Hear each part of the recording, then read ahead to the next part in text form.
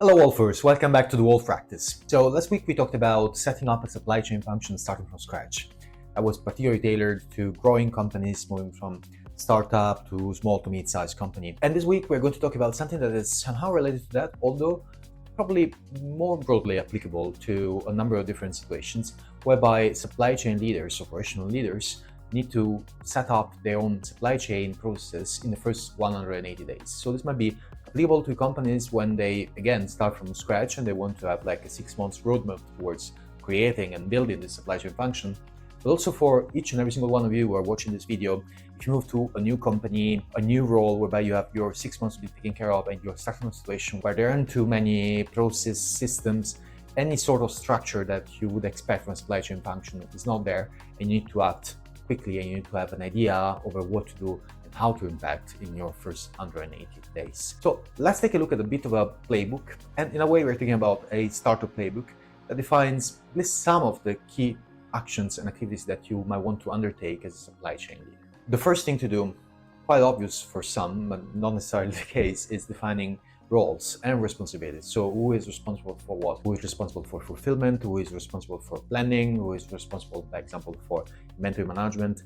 Not necessarily those need to be different people, but it's important to at least define and clarify who is in charge of those activities. Number two, and we've been talking about this more than a few times, is actually defining and launching a basic S&OP rhythm. And this is something that you might want to do having at least a monthly meeting across the different functions that are involved, mention operations, sales, marketing, and so on and so forth. And also having, this is actually a very important thing, having a sole source of truth. So basically a unique data set that everybody can rely on unarguably. So there is at least some level of consistency across the master data that you use as a foundation for your S&OP meetings and ensuing decisions. The third thing that we recommend any new leader to focus on at the very beginning is developing some form of at least basic supply chain digital stack. So effectively having even basic tools in place. And you can think about any sort of like off-the-shelf tools that are available out there, lightweight, with clear ROI, that maybe are covering forecasting, fulfillment, real-time transportation visibility, and so on and so forth. So, having these lightweight tools in place, it's important. And also making sure that you connect those tools. It is never too early to connect tools across one another, because if you don't, there will be a point where you'll pay the price of this, which is basically having disconnected systems that therefore perhaps rely on different data, impossible to reconcile, very difficult. The visibility across your operations is severely jeopardized. And last but not least, some say you can only control what you can measure. I'm not a great fan of the idea of control per se, but it is important to really track and monitor what is going on in the operations, and this is why it's so important to define KPIs.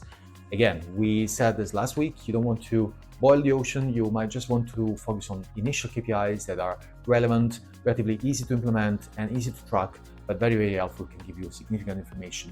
Imagine on time in full, forecast accuracy, we said inventory turns, so those could be three potential very interesting metrics to track. But this is not prescriptive. You can decide whatever is most important for you in your organization, in your context, as the key things that you want to track, and clearly implement those key metrics, monitor these key metrics, and act upon those metrics to improve systematically time after time after time. Now, it goes without saying, if you think about starting over with a new supply chain that you need to build starting from scratch, it's complicated. I mean, there is a lot to do. And those first 6 months, trust me, they're going to be very busy. Now, the thing is that it's always helpful to have a bit of a guideline, a bit of a roadmap. While we pointed out 4 key ingredients, 4 key items that might be relevant for any supply chain leader involved in this kind of situation, in this kind of adventure, I would say, we also put together a more extensive, more comprehensive guide that hopefully you will find helpful. And interesting enough, this guide is entirely free of charge, as usual. So this week, this guide is called the 180 Days Supply Chain Blueprint, and it's available for you to download at the link that is reported in the description of this video down here. As said, it's entirely free of charge. If you find the guide helpful, or if you find this video interesting or insightful, please leave a like or a comment. We'd be happy to engage with you. Don't forget to share this video also with anyone within your network who might be interested. And by all means, don't forget to subscribe to our channel to be always on top of everything new that comes on a weekly basis by the Wolf Practice, expressly made for you. I look forward to talking to you all next week.